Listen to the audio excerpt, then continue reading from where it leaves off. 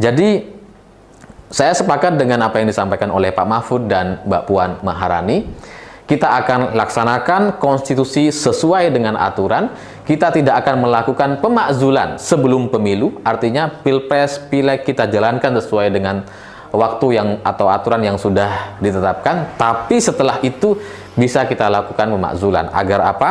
Agar cerita atau pelanggaran-pelanggaran etik yang terjadi di MK itu benar-benar bisa kita selesaikan dan bisa kita dapatkan gambaran yang jauh-jauh lebih jelas daripada yang sekarang.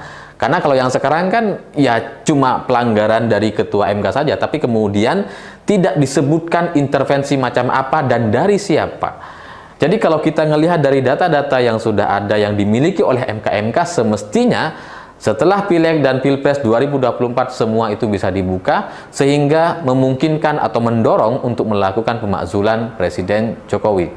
Dan sekali lagi, isu ini, cerita ini berbeda dari cerita pemakzulan seperti yang disampaikan oleh Amin Rais, karena kali ini kasusnya ada, respon orang-orang yang punya jabatan yang bisa melakukan konsolidasi juga ada. Sehingga dari dukungan faktor ini itu kemudian sangat memudahkan untuk melengsarkan atau memakzulkan Presiden Jokowi. Oh, satu lagi, kenapa kemudian ini menjadi penting?